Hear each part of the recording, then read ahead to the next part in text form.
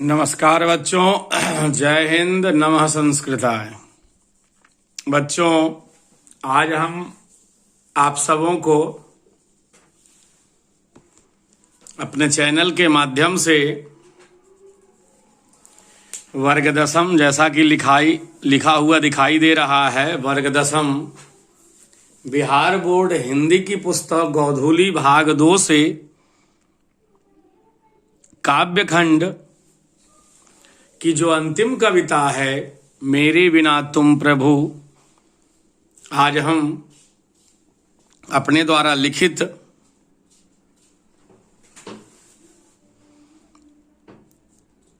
आप सबों को कवि परिचय के साथ साथ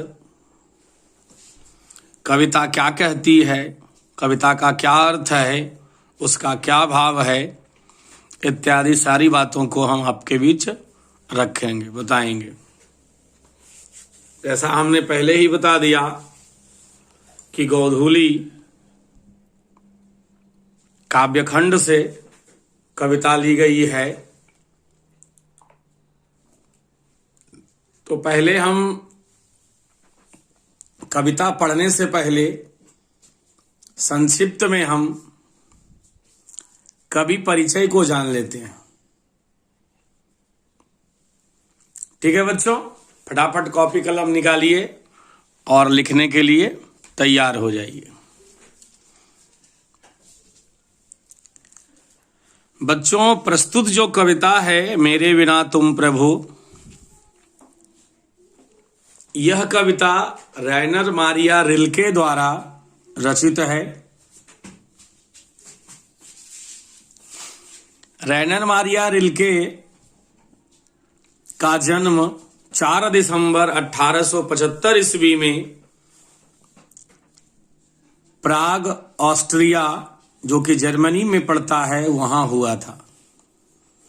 इनके पिता का नाम जोसेफ रिल्के और माता का नाम सोफिया था। इनकी शिक्षा दीक्षा अनेक बाधाओं को पार करते हुई, बच्चों एक बात ध्यान दीजिएगा कि बाधाएं कब बांध सकी है, और दूसरी बात यह है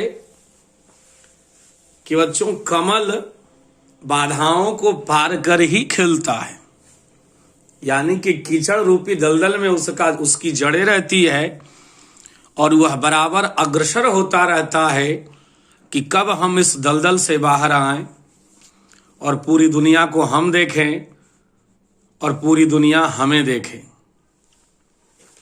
तो जीवन में तो बाधाएं आती रहती है, हम उस बाधा को किस प्रकार उपयोग में लाते हैं, उसका यूटिलाइज किस प्रकार करते हैं, ये हमारे ऊपर निर्भर करता है। इन्होंने प्राग और म्यूनिख विश्वविद्यालय में शिक्षा पाई। कला और साहित्य से इनकी गहरी रुचि थी। संगीत में भी इनकी रुचि और गहरी पैठ थी। कविता के अतिरिक्त इन्होंने गद्य, कहानी भी पर्याप्त मात्रा में लिखे।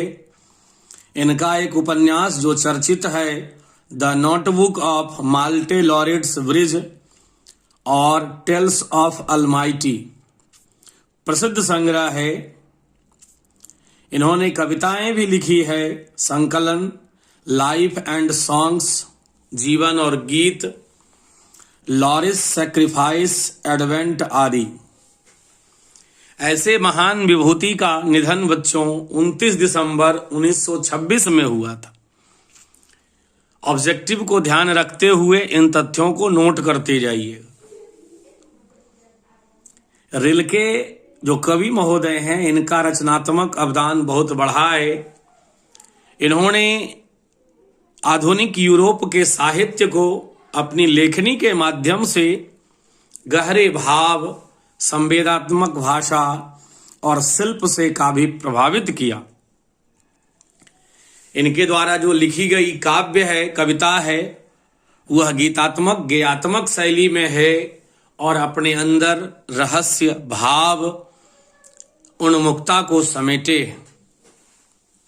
प्रस्तुत कविता बच्चों जो हम पढ़ाएंगे हिंदी के प्रसिद्ध कवि धर्मवीर भारती, जिनके द्वारा रचित एक कहानी है, किताब है सूरज का सातवां घोड़ा। तो धर्मवीर भारती के द्वारा भाषांतरित किया गया, यह भी ऑब्जेक्टिव का विषय है कि मेरे बिना तुम प्रभु कविता को भाषांतरित किसने किया? धर्मवीर भारती। इस महान जन कवि की कविता यहाँ प्रस्तुत है। यह कविता विश्व कविता के भाषांतरित संकलन देशांतर से ली गई है। रिल्के का आधुनिक विश्व कविता पर प्रभाव बताया जाता है। रिल्के मर्म स्पर्शी ईसाई कवियों में पवित्र आस्था और आस्तिक के कवि माने जाते हैं। इनकी कविता में रहस्यवाद के साथ साथ आधुनिक स्वर सुने जाते हैं। जो कविता प्रस्तुत है इस तथ्य की एक दुर्लभ मिसाल पेश करती है कि भक्त के बिना भगवान एकाकी और निरुपाय है। भक्त की और भगवान की दोनों में अन्योन्याश्रय संबंध है। दोनों की सत्ता एक दूसरे पर निर्भर करती है। दोनों की कविता एक दूसरे पर निर्भर करती है। ठीक है बच्चों, हमने संक्षिप्त रूप में रिल्के का परिचय बता दिया। अब हम कविता की ओर बढ़ेंगे और देखेंगे कविता क्या कहता है, क्या कहने की कोशिश करता है। जैसा कि आप देख रहे हैं 10वें वर्ग से है, काव्यखंड बिहार बोर्ड मेरे बिना तुम प्रभु से लिया गया है।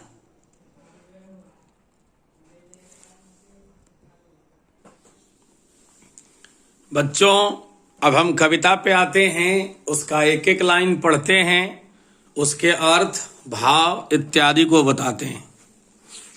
कविता देखिएगा, लिखा गया है, शब्द सुनिएगा, समझने की कोशिश करिएगा।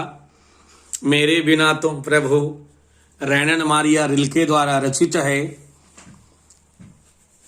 कविता की पहली पंक्ति जो परिचय के रूप में है, भक्त अपने भगवान अपने आराध्य को अपना परिचय किस प्रकार देता है, हम देखने सुनने और समझने की कोशिश करेंगे।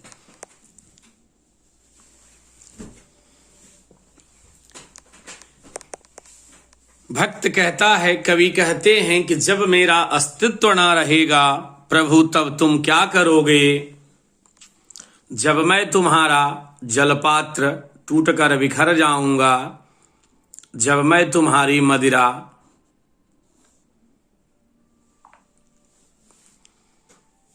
सूख जाऊंगा या स्वादहीन हो जाऊंगा, स्वादहीन हो जाऊंगा। बच्चों कवि रैनन मारिया रिल्के ईश्वर से संवाद करते हैं, वार्तालाप करते हैं और वार्तालाप करते हुए कहते हैं, क्या कहते हैं देखा जाए। वार्तालाप करते हुए कवि क्या कहते हैं कि हे ईश्वर, जब मैं नहीं रहूंगा, यहां मैं से तात्पर्य भक्त, भक्त की सत्ता, भक्त की वैल्यू, तब तुम क्या करोगे? अर्थात मनुष्य के बिना उस ईश्वर का जो सर्वव्यापी है महत्व शून्य हो जाएगा, हो जाता है। कैसे हो जाता है देखिएगा। मनुष्य उस आराध्य का, उस परम पिता का जलपात्र है, ईश्वर उस जलपात्र का जल है। और जल जलपात्र दोनों की वैल्यू तभी मानी जाती है जब दोनों सुरक्षित होते हैं। अगर इन दोनों में एक का भी अस्तित्व खत्म होता है तो दूसरा अस्तित्व अपने आप ही खो देता है। तो भक्त कहता है कि हे प्रभु, अगर जलपात्र रूपी भक्त नहीं रहा तो जल रूपी भगवान की क्या वैल्यू, भगवान की क्या महत्ता और भगवान का क्या अस्तित्व है। अर्थात मनुष्य अपने को मदिरा के रूप में भगवान के सामने प्रस्तुत किया है। अगर मनुष्य रूपी मदिरा, मदिरा से तात्पर्य बच्चों भाव भक्ति देने वाला, जैसे मदिरा पीकर आदमी झूम उठता है मस्ती में, उसी प्रकार भगवान के भक्ति में भी एक प्रकार की नशा होती है जो मन आत्मा को एक शांति और सुकून देता है। तो अगर मनुष्य रूपी मदिरा, भक्त रूपी मदिरा, भक्ति भाव देने वाला सूख गई या स्वादहीन हो गई, तो भगवान से कभी सवाल करते हैं कि हे प्रभु, हम और आप दोनों अर्थहीन हो जाएंगे, दोनों अस्तित्व विहीन हो जाएंगे। आगे देखा जाए बच्चों, क्या बात बताई जा रही है।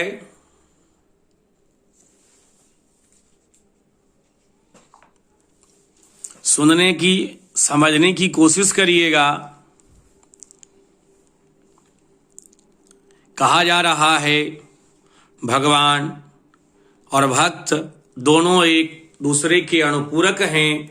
भक्त के बिना भगवान भी एकाकी अर्थात अकेला है और निरुपाय है, उसके पास कुछ भी उपाय नहीं है।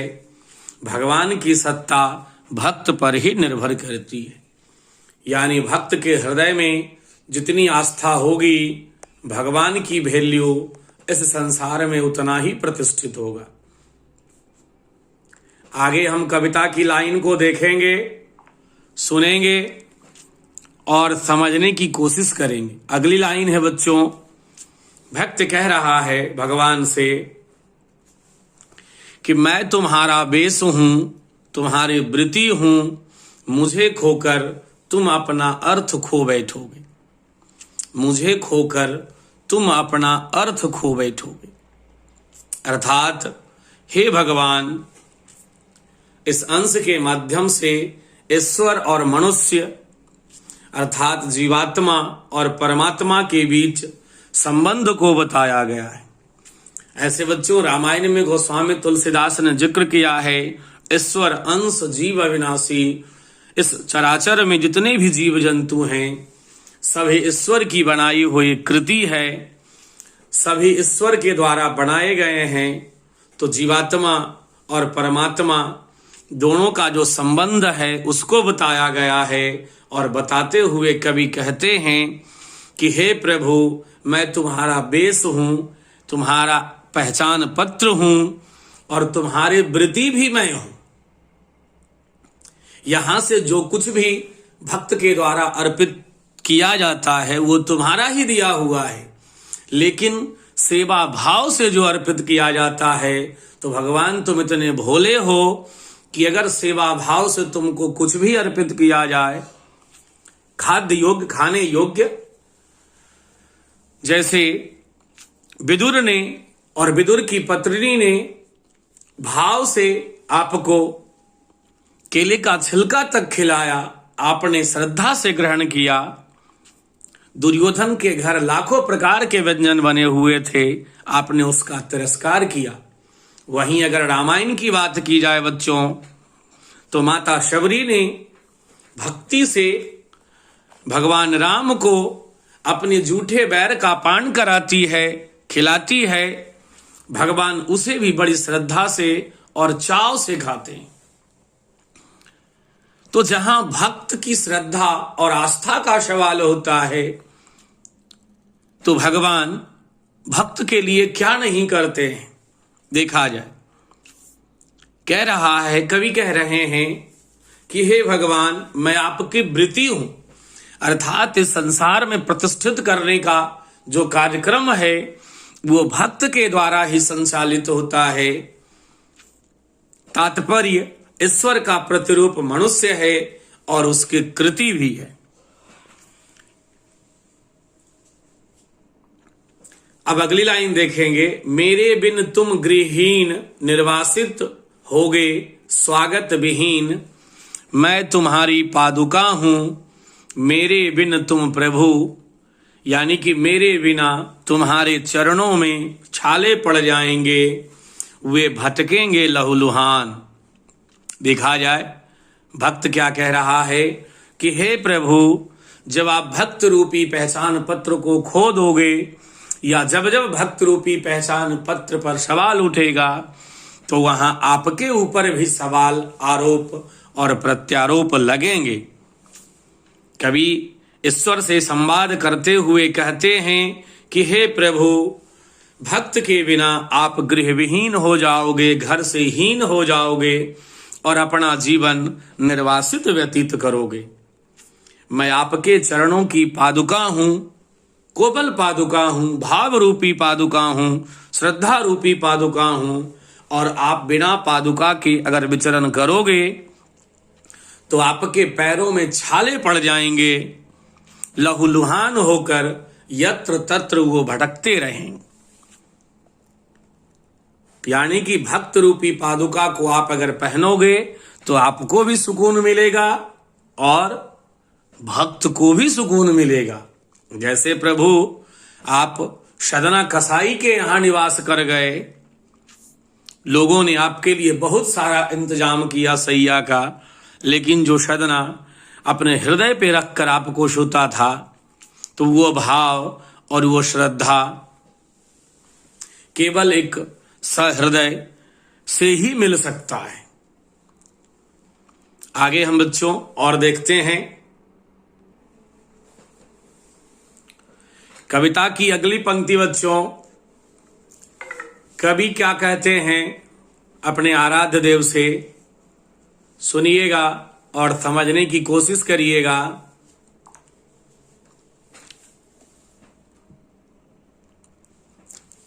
कवि कहते हैं कि तुम्हारा शानदार लवादा गिर जाएगा, तुम्हारी कृपा दृष्टि जो कभी मेरे कोपलों की नर्म सैया पर विश्राम करती थी, निराश होकर वह सुख खोजेगी जो उसे मैं देता था। इस अंश में भी कभी ईश्वर और मनुष्य के बीच का जो संबंध है, प्रगाढ़ संबंध को बताते हुए कहते हैं कि हे ईश्वर, मैं तुम्हारा नाम रूपी लवादा अर्थात चोगा हूं, यानी कि मुझसे ही तुम्हारी शोभा है, मेरे बिना किस पर कृपा करोगे।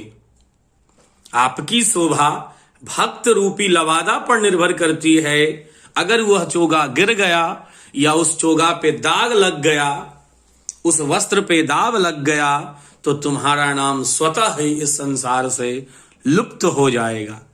तो प्रभु आपसे विनती है कि आप भक्त रूपी लवादा, भक्त रूपी वस्त्र पर कभी प्रश्न चिन्ह उठने ही ना दो, जिससे दोनों की वैल्यू इस संसार में कायम रहेगी। अगली लाइन क्या है, भाव क्या है? कवि कहते हैं कि आपकी कृपा दृष्टि जो कभी भक्त के कोमल रूपी गाल की नर्म सैया पर विश्राम करती थी, वह सुख खोजेगी। कपोल गाल रूपी नर्म बिछावन पर जो आराम करती थी, अगर वह बिछावन भक्त रूपी बिछावन कुहरे में ढक जाएगी, अंधकार में ढक जाएगी, या उसे ढकने की अराजकता में कोशिश की गई, तो निराश होकर उस सुख को खोजेगी जो भक्त आपको देता था। अर्थात दोनों का अस्तित्व और महत्व ही समाप्त हो जाएगा। दोनों का अस्तित्व और महत्व ही समाप्त हो जाएगा। कविता की अगली लाइन देखते हैं, जो शायद प्रकृति से लिया गया है, क्योंकि भगवान को सर्वव्यापी कहा गया है। भगवान प्रहलाद भी अपने पिता को कहते हैं कि हे प्रभु, जो ईश्वर है संसार का, हम में तुम में खड़ग खंभ में, यानी कि वो निर्जीव में भी है, भौतिक पदार्थ में भी है और अभौतिक पदार्थ में भी है। देखा जाए क्या कहा जा रहा है। दूर की चट्टानों की ठंडी गोद में सूर्यास्त के रंगों में घुलने का सुख, प्रभु प्रभु मुझे आशंका होती है, मेरे बिन तुम क्या करोगे। देखा जाए इस अंश में ईश्वरीय सत्ता को सर्वव्यापी बताते हुए कवि रैनन मारिया रिल्के कहते हैं कि सूर्य की लालिमा युक्त किरणें हो या पत्थरों की तरलता हो, पत्थरों की तरलता हो, सबों में आपका ही दर्शन होता है। कैसे होता है? क्योंकि ईश्वर क्या है देखा जाए, रामायण की पंक्ति याद आती है, जाकी रही भावना जैसी, प्रभु मूरत तिन देखई तैसी।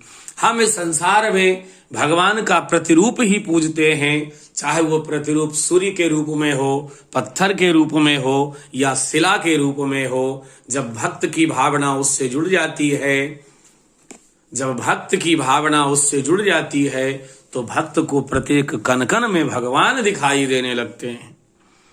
तो यहाँ ईश्वरीय सत्ता को सर्वव्यापी बताते हुए कहा गया है कि प्रभु हर जगह आपका दर्शन होता है, आपकी मनोहर छवि अंकित होती है। कभी ईश्वर से वार्तालाप करते हुए कहते हैं, क्या कहते हैं?